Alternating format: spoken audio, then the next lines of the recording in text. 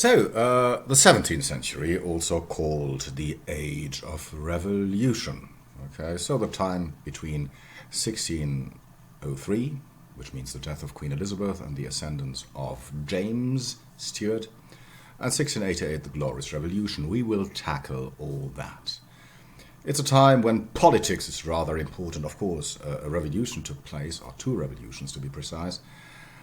Therefore, we will, first of all, talk a lot about politics, because this is the context, of course, of the 17th century. Okay, let's start here. In 1603, Queen Elizabeth dies, and she dies without an heir. She was unmarried, we said that, of course. She didn't have a child, and no direct descendant.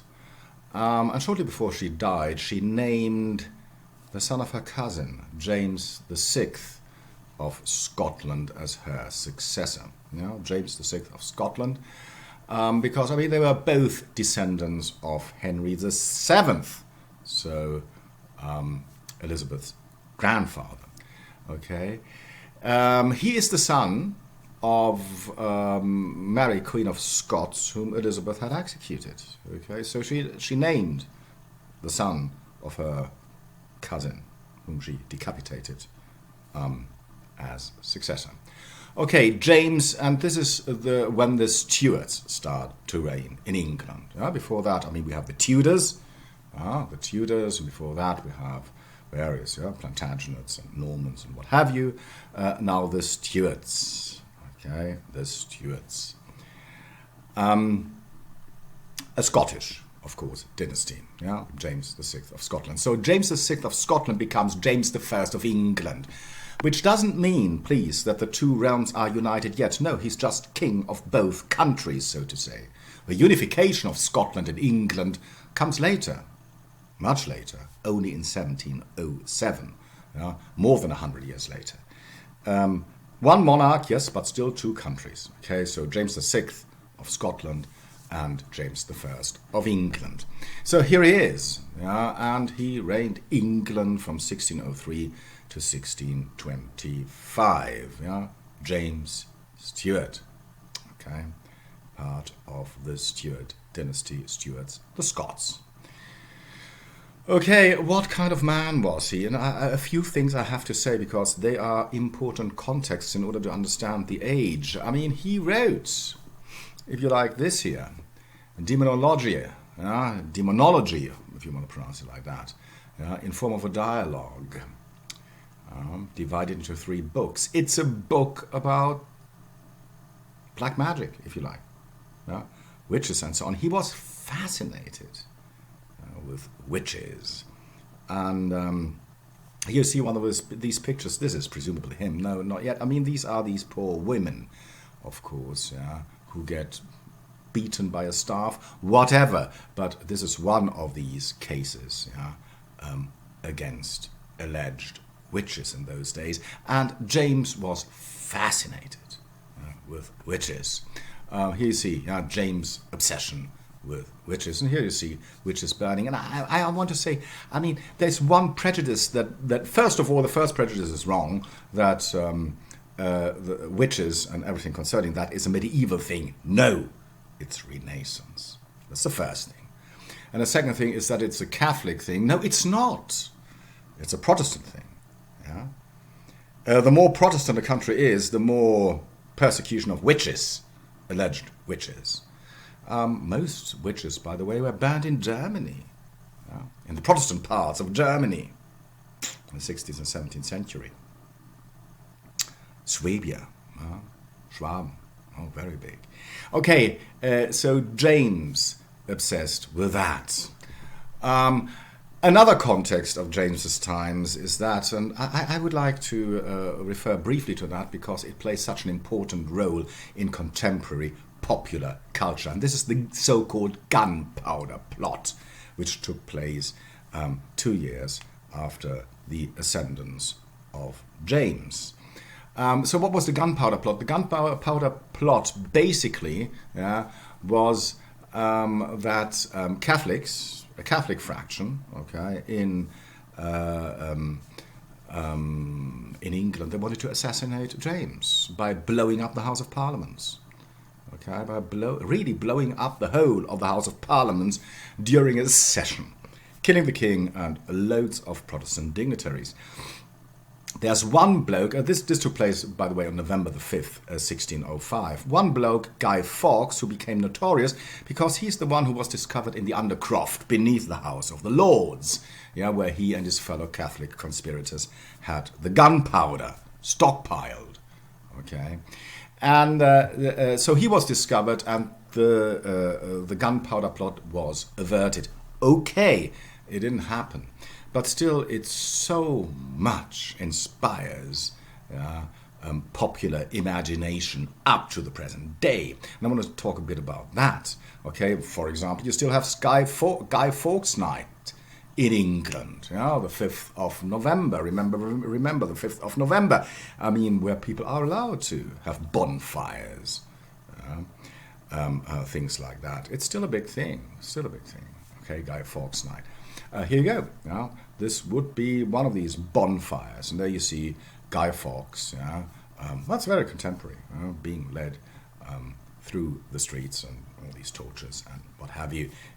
Very Gothic. I mean, people dote on that. So Guy Fawkes Night is still big today, but even more so, one of the most successful graphic novels of all times, please. V for Vendetta, by Alan Moore, directly, is a rewriting, if you like, of the gunpowder plot. Insofar as that you have a bloke there who styles himself after Guy Fawkes, wearing this mask. And here you see one panel from this comic book where actually he blows up the House of Parliament in London. So Alan Moore's V for Vendetta made into a big blockbuster Hollywood film, of course, that too. So inspired by Guy Fawkes, and look at that. I mean, up to the present day, you see that. I mean, people, when they have some, I don't know, left-wing, anarchic attitudes, wearing these Guy Fawkes masks, particularly during Occupy Wall Street, for example, 10 years ago. This left-wing movement in the United States where everybody was wearing these masks. So romanticizing and stylizing Guy Fawkes into something like a modern Robin Hood, who wanted to blow up Parliament, which was completely, under the rule of capitalists, if you like. No, nothing of that is true. I found a very interesting quotation here, and I think I just can go along with that. Appeared in the New Statesman on the 5th of November, 5 years ago.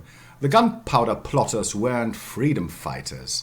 They wanted to replace an oppressive Protestant regime with an oppressive Catholic one. Here we go, and were willing to commit mass slaughter to do it. In other words, Guy Fawkes was a religious terrorist. And not even one of the most important ones, because, Gatsby was the one who was actually the leader of the plotters.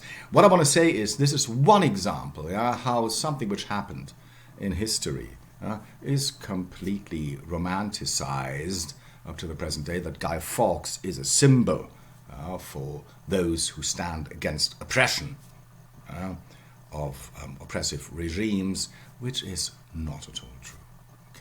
Not at all true. But we see that in history quite a lot. Well, the most famous example is Richard Lionheart. Richard Lionheart stylized today into this great, great king of England. Richard spent 9 months altogether in England, didn't speak a word of English, and was a rapist, confirmed rapist, and a torturer, and a not nice man, not at all. He was a real bastard. But this Richard today, Richard Lionheart, one of the greatest kings, even Sean Connery playing him, something like that. I just wanted to say, history is made up. And this is a good example here. Guy Fawkes happened under King James, and this is the connection, King James, to blow up. And I just wanted to do it, because of contemporary popular culture. All right, stop here. Under James, the Puritans became stronger and stronger. So what are the Puritans? I mean, Puritans is a fraction within the church who think that the Reformation didn't go far enough. And there is some truth in that. I mean, if you look at a very conservative English church today, there's not much difference to a Catholic church and Catholic service. Okay, you still have the incense there, you have the red robes, you have the choirs, you have, I don't know, the servants, everything. Okay, it's very Catholic, just without the Pope. And these Puritans, okay, wanted to go to a Protestantism which is more Calvinist, more Lutheran, okay, real Protestantism, stripped of everything, okay, which reminds of the Catholic Church. And this is Puritanism, yeah? So Puritanism, very much a religious current within the church, okay, which wants to get rid of everything that is associated with Catholicism. Okay. And these Puritans become stronger and stronger under King James. Here you see this would be something. You have a high church, which is still very Anglo-Catholic, but what I just said, Catholicism without the Pope. Okay, so it looks very Catholic, this on the left-hand side. Right-hand side, Puritanism, very much a low church. So this is the difference today. High church in England, very much Anglo-Catholicism, Catholicism without the Pope, Anglicism, and on the right-hand side, low church, Puritan. And up to the present day, I mean, in England, you have these two fractions, okay?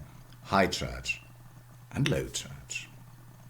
Just depends, okay? They're both, in a way, part of the Anglican Church, but different, okay? High and low.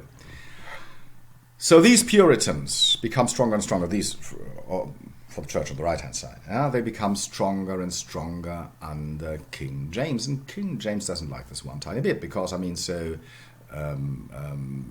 they even questioned the king's authority as a ruler of church. Of course, he cannot condone that.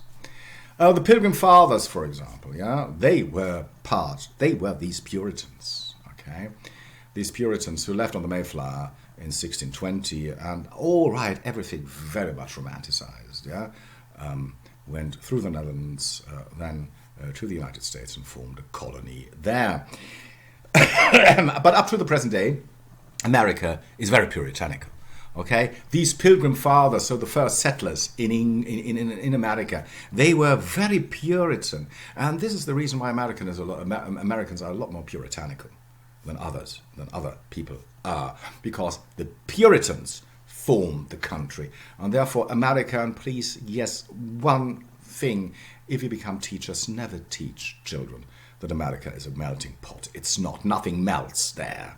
It's a settlers nation, which means you either conform to the Puritan values if you want to advance in society. In God we trust, and if you don't have a chance. I mean, America is a place where you can only assimilate. There is no melting. There's assimilation to the values, yes, of the Pilgrim Fathers, if you like. And these were those Puritans. Starting in 1620, others followed, of course. So those who didn't feel quite at home in England, those radical Protestants, they left for the United States, and this is where we still have them. Okay, so there's the connection here. Okay, I wanted to stop here. We come to that bloke here next. Okay, all right, stay tuned.